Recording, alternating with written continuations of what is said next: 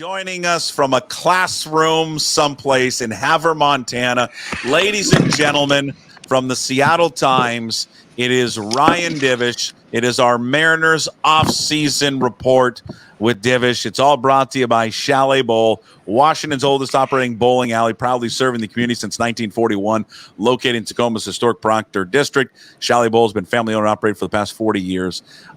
Check out their unique 12-lane experience and visit them at chaletbowl.com to book your next reservation. Substitute teacher today, what grade? I am doing high school.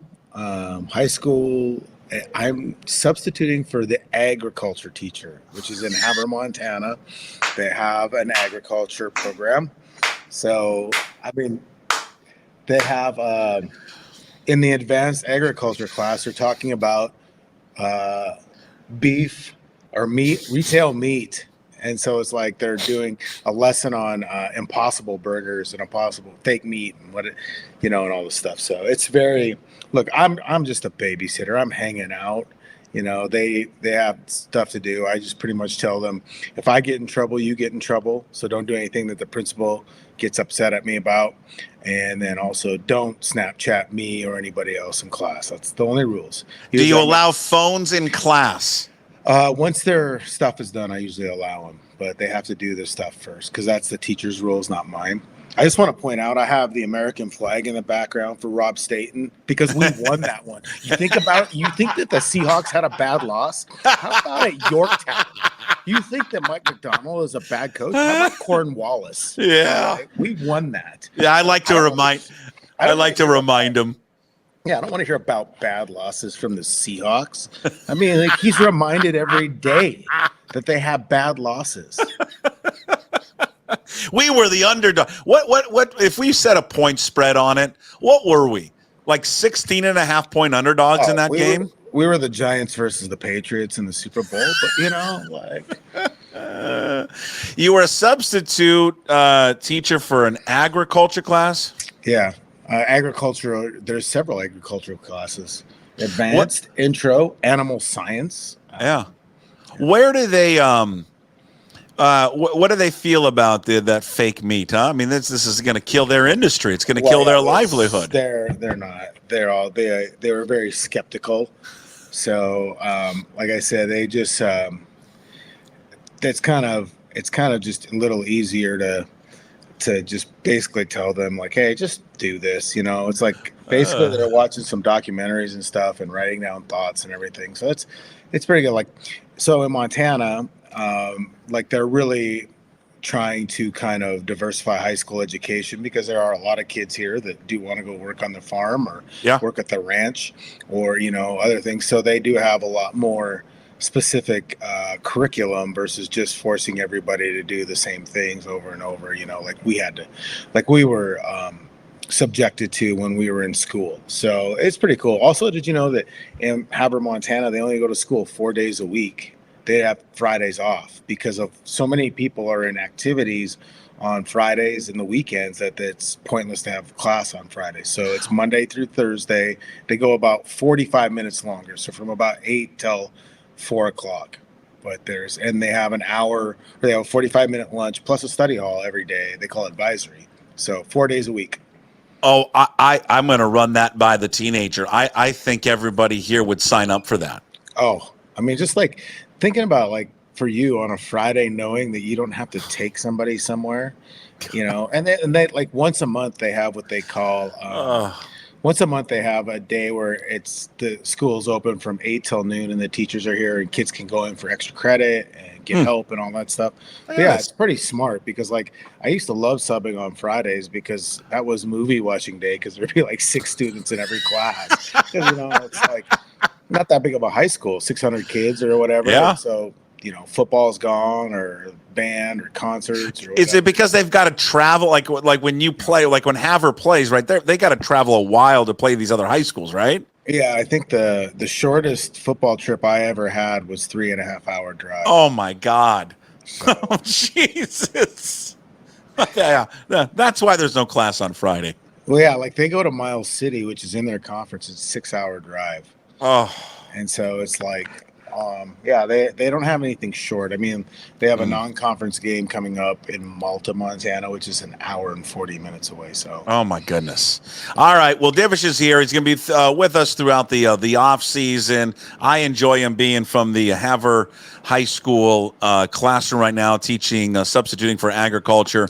It's our Mariners season, Mariners off season visit here with Divish, brought to you by Chalet Bowl. Last week we put Cal. Every week we're going to do a new subject, a new topic. Sometimes it'll be the individual player or just an overall theme. Last week it was Cal Raleigh. This week we're putting the center fielder under the microscope, Julio Rodriguez. Sum up his season. What went right? What went wrong? I don't think a lot went right for him. Maybe the last month and a half, 2 months, maybe you can construe going right. I mean, some people will date it back to July 1st or whatever. There was some injuries and other stuff involved. So I thought what you saw at the end of the season was promising, but like an overall grade, yeah, it's well below his standards. I mean, his standards thus far in his MLB career, but prior to the season, were 2 top 10 finishes in the American League MVP race. So, not what he wanted. I think it was, a lot of times players will have an adjustment period to the Major League Baseball where the league adjusts to them or finds out ways to beat them, and how do they adjust. And I think Julio's came in this third season where sometimes it comes in the first season, sometimes it comes in the second. But I think this third season really was an adjustment for him on how teams were attacking him, but also just like some of the changes he made and some of the things he did, his mindset, all these different things. And I think it was a very high level of growth for him this year in terms of learning about failure and how to cope with it, how to improve upon it, and how to kind of bounce back from it. Because it wasn't exactly like, oh, he struggled for a month and everything got going, or even like last season or, in 23 where he struggled for the first 2.5 months and then really got going. This was just kind of pretty much inconsistent and unproductive for 3/4 of the season. Well, I mean, I mean, if he knew what the problem was, if you knew what the problem was, I'm just going to ask you to speculate and guess, but they would fix it. But the slow starts or just getting off to these slower starts, because I don't think it's been every year that he's done. I mean, one, it's his rookie year, and that's was part of the the baptism there by umpires with him. But what is it that maybe he could work on or wants to work on? Maybe he's expressed it to you about getting off to better starts. Is it eliminating the number of voices and people giving him advice and then solely just focusing in on one, and that one being Edgar? Maybe. I think there's a lot of voices, and they're not all baseball related in terms of like pushing him in directions and pulling at him in different directions. I mean, he's still 23. I think there's a lot of aspects of that. From the hitting standpoint, I think that he fell victim to some thinking about changing up his swing, changing up his approach, doing some different things, and even like hearing what other people say, even people within the Mariners organization, talking about what they hope to get from him this year. We heard a lot about pulling the ball in the air to left field and all this other stuff. I never was a big believer in that. I always felt like he could pull the ball in the air if it happened properly. But I think, one, it's the mindset of where do you hit the ball best, and understanding that power will happen. If you have, like Nelson Cruz always said, home runs were kind of a mistake. He was always trying to hit hard line drives to center field as hard as he could to center field. And if he pulled a homer, it was because, he was ready for a pitch, or the pitcher made a mistake, and it was almost a reaction to a pitch.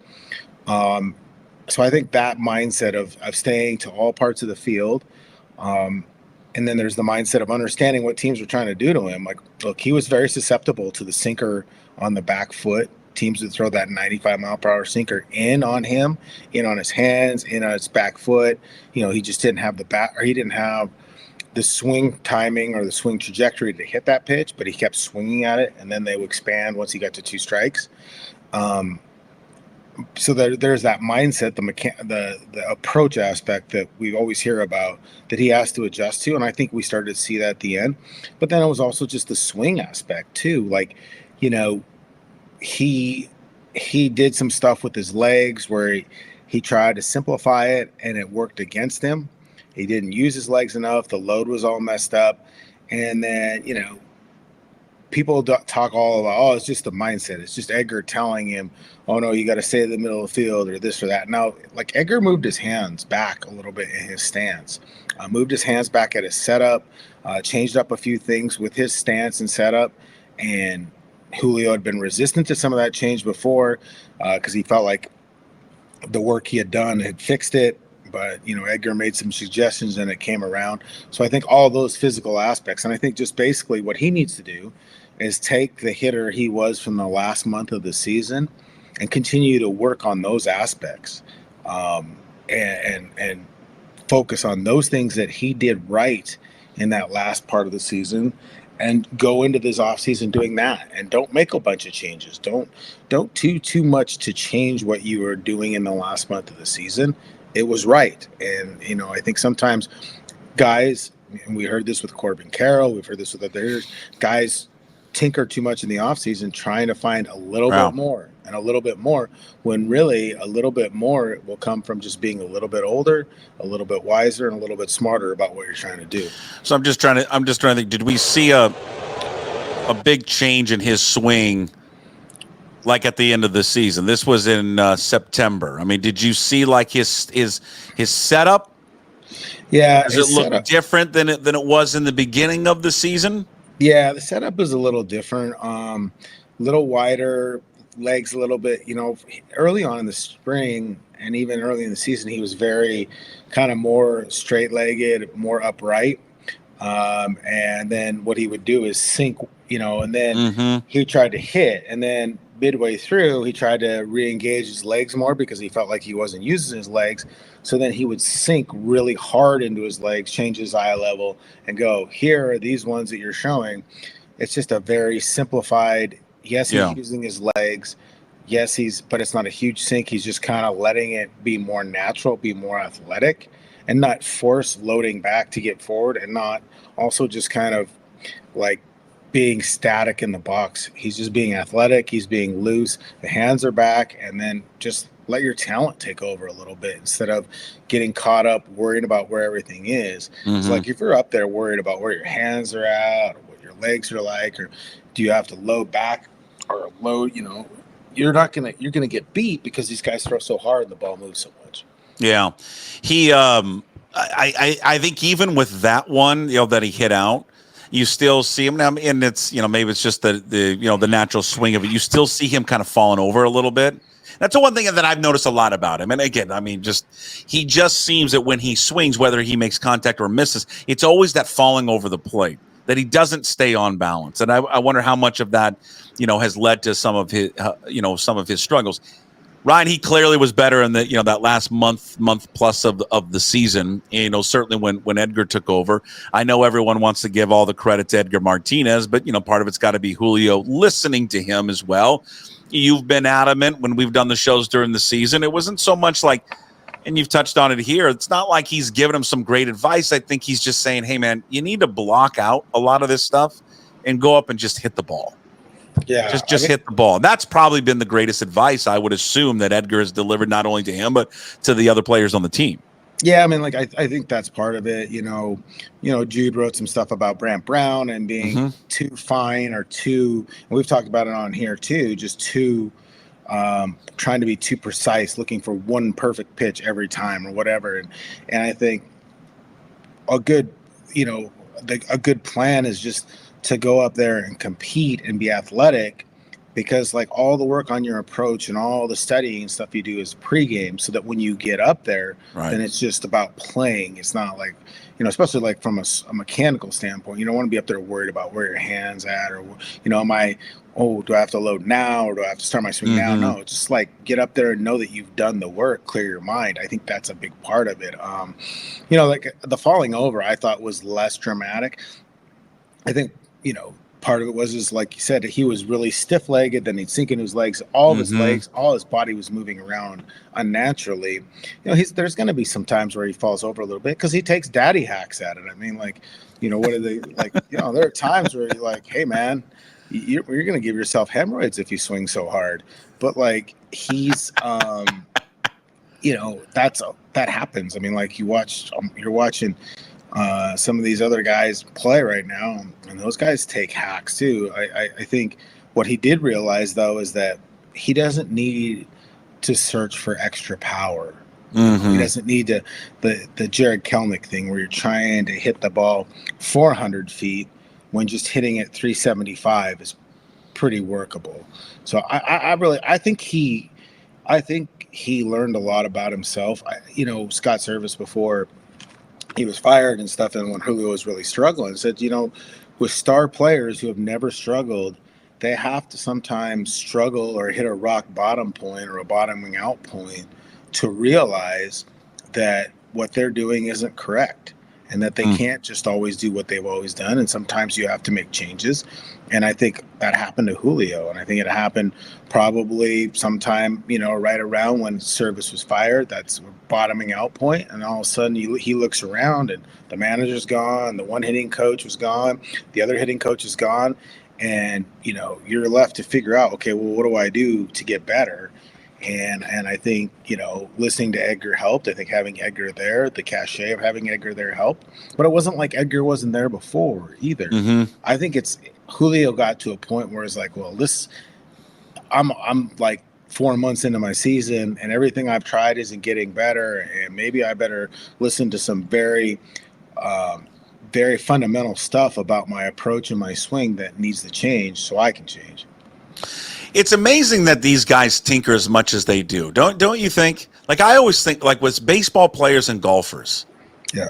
Like, they have so much success, but yet they just can't help themselves from tinkering with their swing. I mean, Tiger Woods changed his swing 6 different times. I mean, it was remarkable.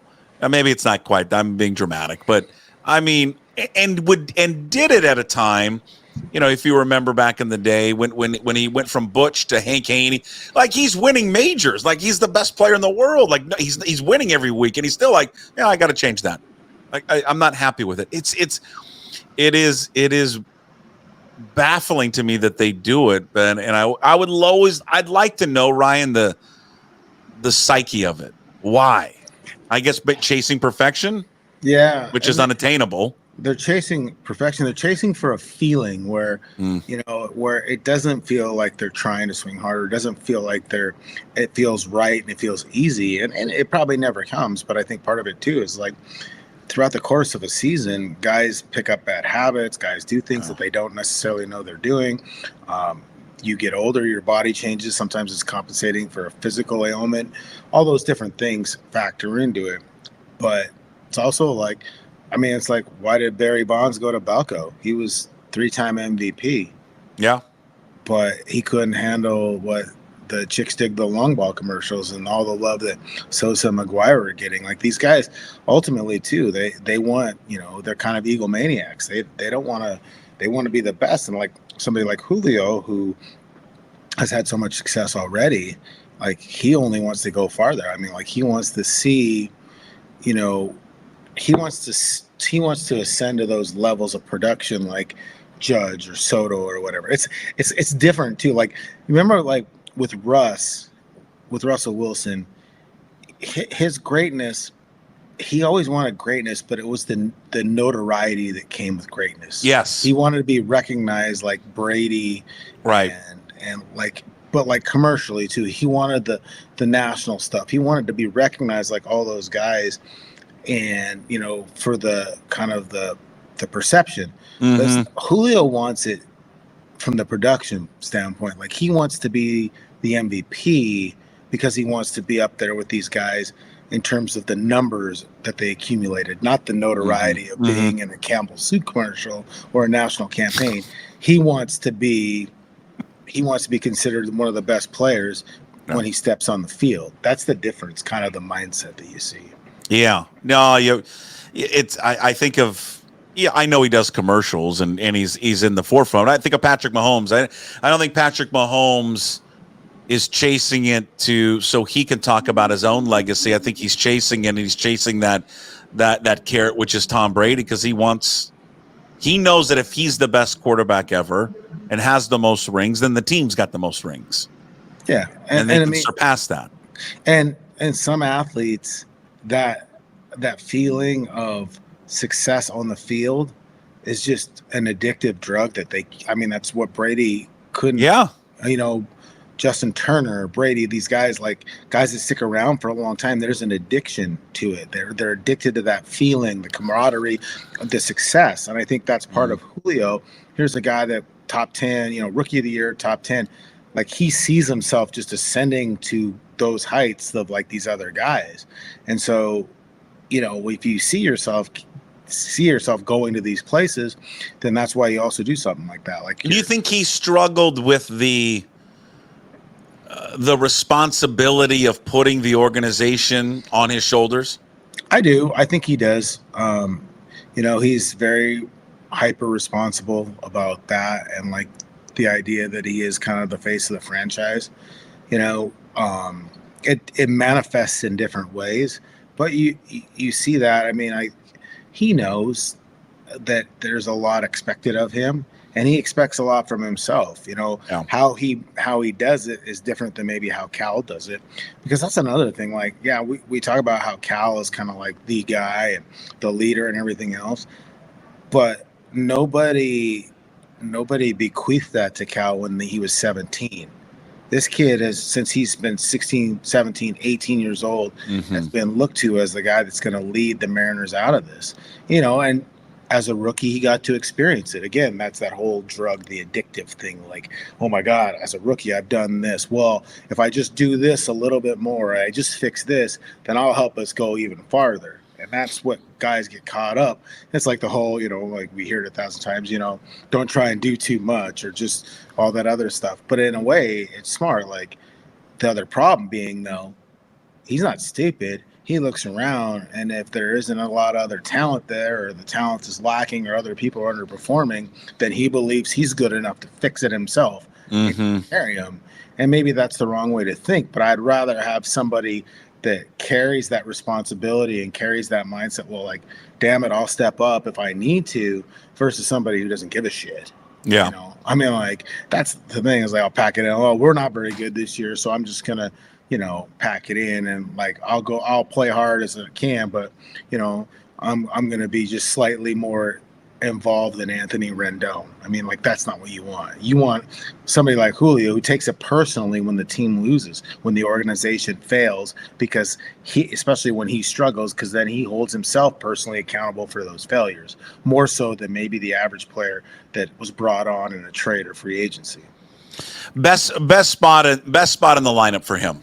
They have really gone, it's all over the place with him. I mean, they've used him everywhere, and they don't feel like they've ever found a comfortable spot for him.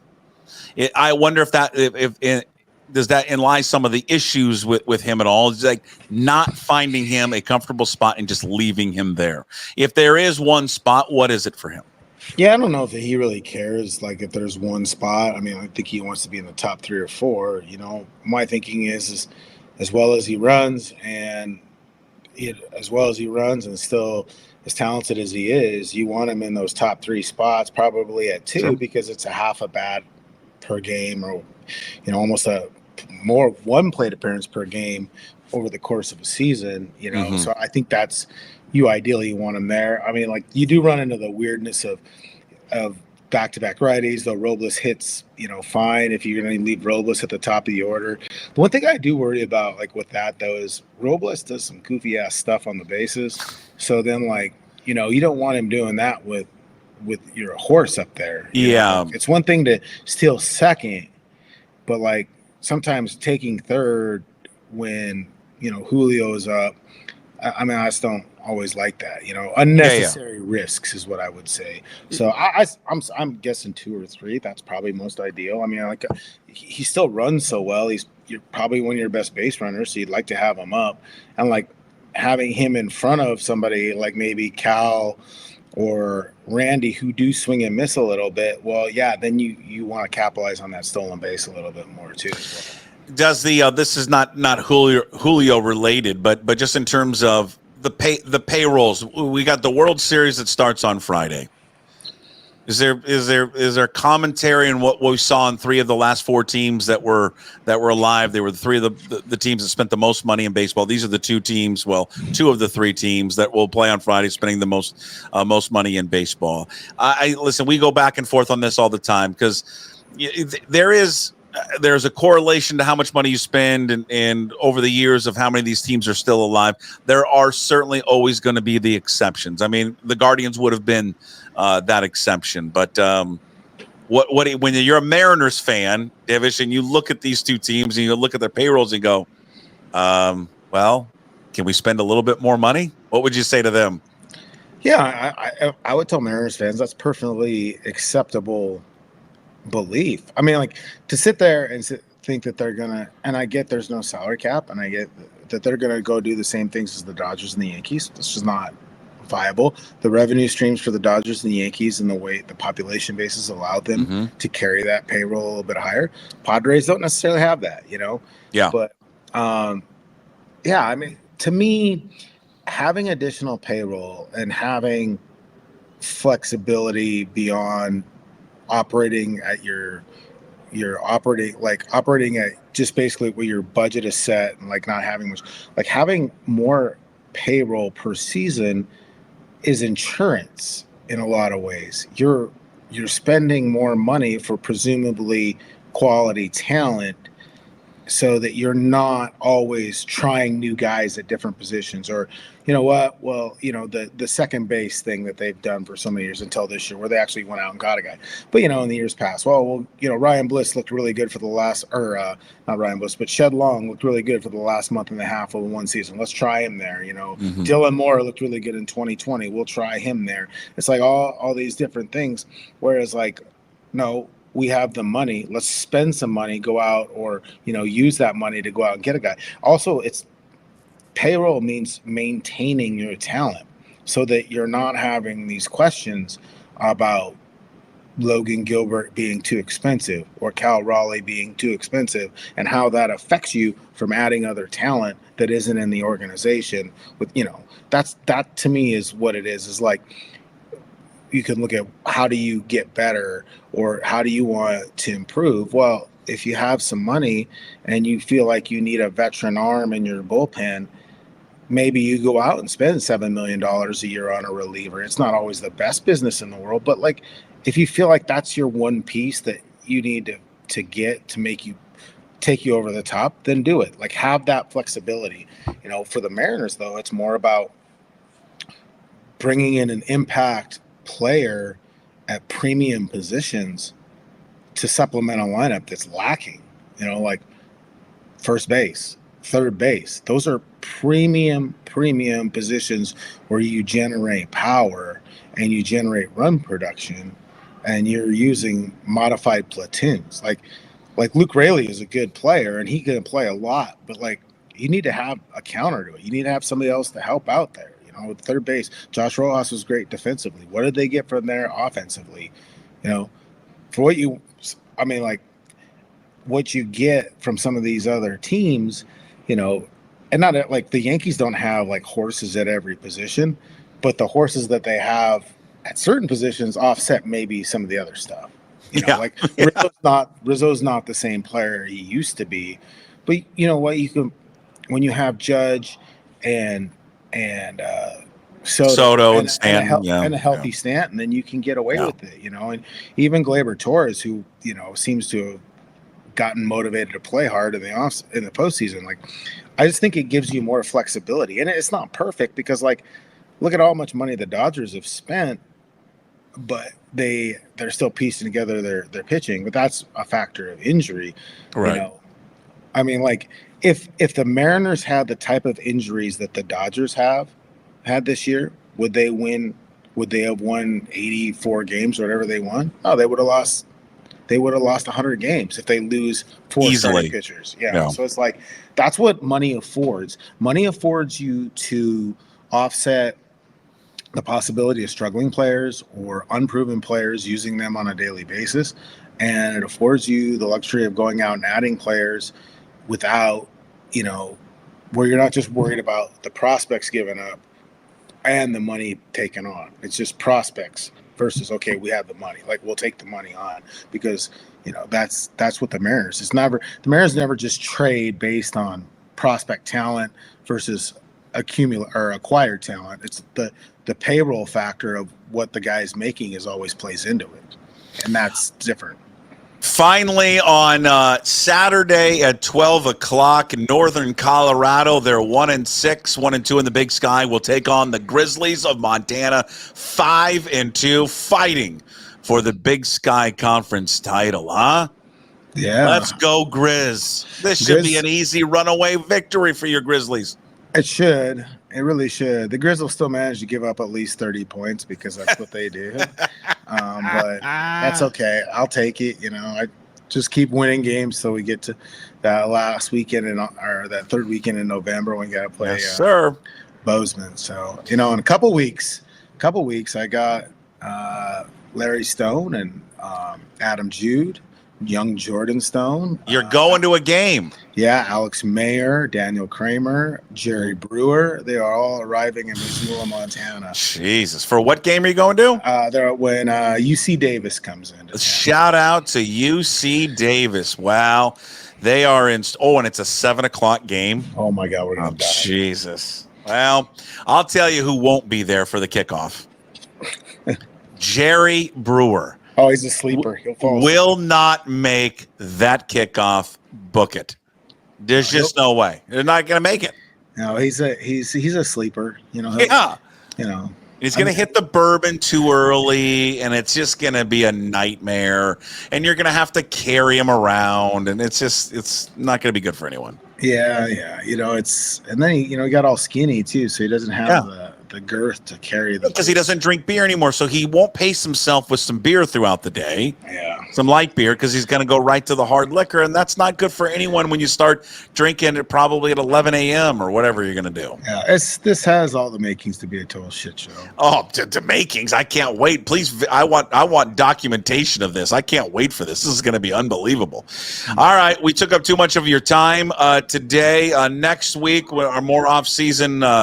We'll be taking a look at, I don't know, I think the pitchers. I think we got to spend some time on the pitchers. Who will they trade? Who will they not trade? Are they going to trade any of them on next week's off-season talk here with Ryan Divish from the Seattle Times, all brought to you by Chalet Bowl. In case you missed it, everything will be up on the podcast later, YouTube, Apple, Spotify, wherever you find your podcasts, and, of course, up at pucksports.com. What's on are you teaching again tomorrow? Yeah, it's 2 days worth of subbing. Okay, same class, agriculture again? Yeah. Perfect. I mean, I got that Vegas trip coming up for Akita's birthday. So you need some more money. I love it. That's a good.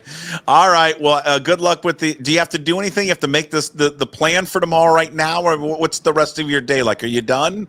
No, I just pretty much just tell the kids not to bother me. Okay, that's wonderful. What a great substitute teacher. All right, Divish, we'll talk to you next week. All right, see you, man. There he is, Ryan Divish, Seattle Times. He joins us every Wednesday throughout the offseason. Big thanks to Chalet Bowl.